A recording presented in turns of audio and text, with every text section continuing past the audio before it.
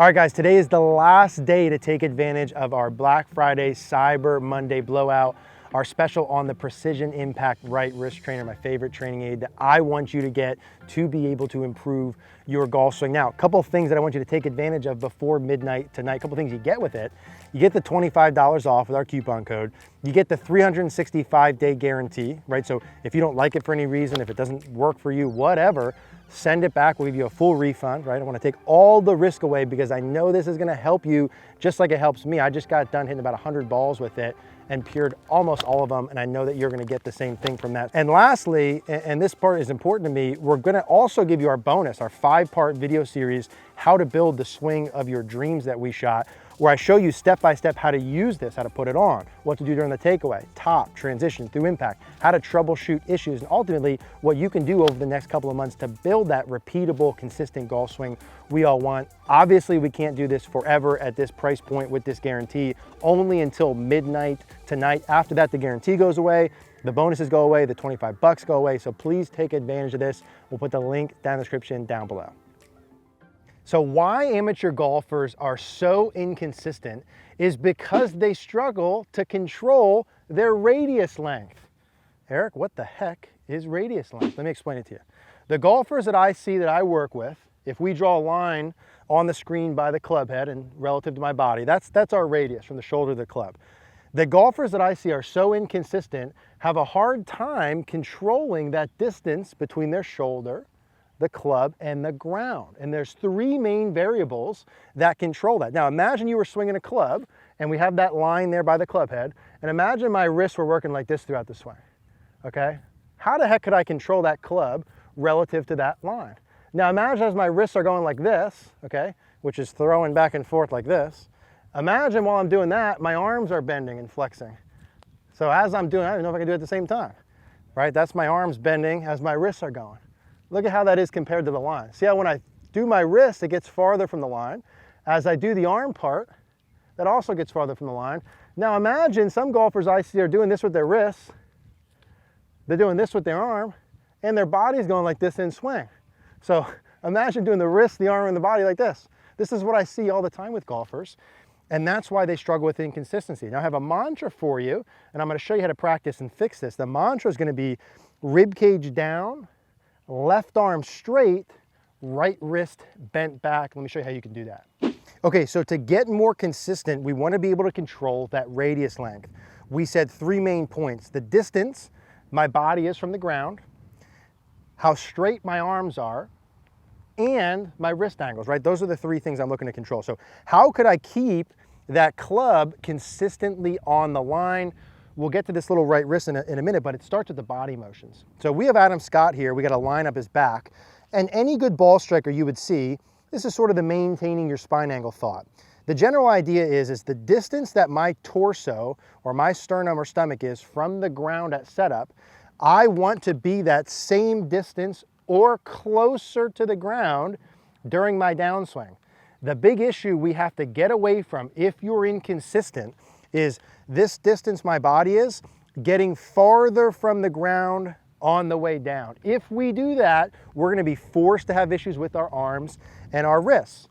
So the first mantra with that Adam Scott video is I want you to feel like your right side of your rib cage replaces where your stomach or your core is at setup. So let's say I'm 3 feet from here at setup. I want to feel like as I work down, my right side of my rib cage points down at the golf ball and is the same distance. If my rib cage is farther from the ball than where my stomach was, I've stood up, I'm going to need to lengthen something else out. So to keep it simple in the beginning, to keep the body there, I'm going to feel my rib cage down, my right side of my rib cage down. It's going to feel like it gets a little closer to the ground for most of you, and it's going to feel like it points at the ball through impact. So part number 1 of controlling the radius, right rib cage down. Now, once I have my rib cage and my body the correct distance, now I can focus on my lead arm. This one, again, I want to keep simple, right? The mantra is rib cage down, left arm straight, or lead arm straight. At the setup position, again, to control this part, I don't want my left arm, bending and straightening throughout the swing. Are there some examples of good players like Victor Hovland who does that? Does he have his left arm more bent? Yes, but he gets his rib cage even closer to make up for that. Lee Westwood, bent left arm, rib cage even closer. So if you are gonna bend your left arm, you gotta overdo the rib cage part, but why do that? Let's just keep it simple. Left arm straight at setup, and we're gonna look at Adam Scott again throughout the swing. I like his swing as a model. Left arm stays straight as we go back. Guess what it does on the way down? Stays straight. At impact, stays straight. Into the follow through station. Now eventually it's gonna refold, but really throughout the backswing and downswing, I want you to feel like the left arm stays dead straight. Let's keep it simple for now. So we got the right rib cage down, the left arm is staying straight. Right rib cage down, left arm straight. Okay, a quick note on the lead arm. If you do struggle with it bending too much, like I mentioned, you'll need to get the right rib cage down. But another feel, instead of feeling like the left arm is just straight the whole time, you can feel like you push away more with your trail arm. So when I say left arm straight, in order to get to that, you might feel the right arm a little bit straighter as well. So I'm gonna say right rib cage down, arm straighter and pushed away.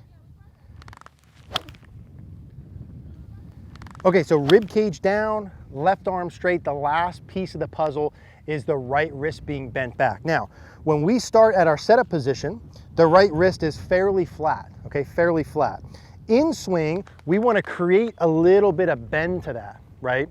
So as that right wrist is bent back, the left wrist is flat, that gets that club head slightly away from that wall we talked about.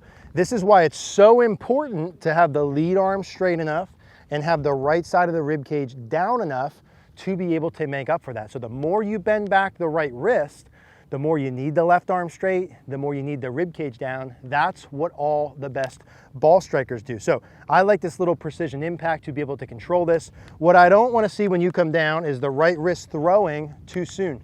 Okay, the issue is this. We want to get rid of any of this wrist throwing. So I'd rather you keep the right wrist more bent back longer as we come through. How we can get consistent is by controlling these variables. Okay, rib cage is down, left arm is straight, right wrist is bent back. And that is as good as I could possibly hit a golf ball.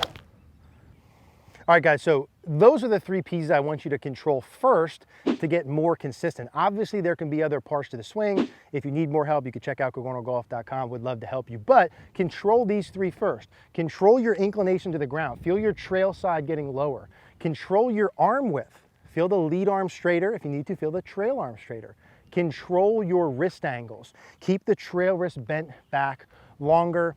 This precision impact is what I think is the best training aid to do that. I have hundreds of people I've talked with after we sold these this summer who have these success stories that literally transform their swings night and day. And I truly believe this will do the same thing for you. Obviously, we can't offer this Black Friday, Cyber Monday special forever. So this is gonna be done November 29th, midnight. You get the 25 bucks off, the 365 guarantee. You have a whole year to try it. If you don't like it for any reason, just send it back. I'm trying to make this as easy as possible for you because I want to help you.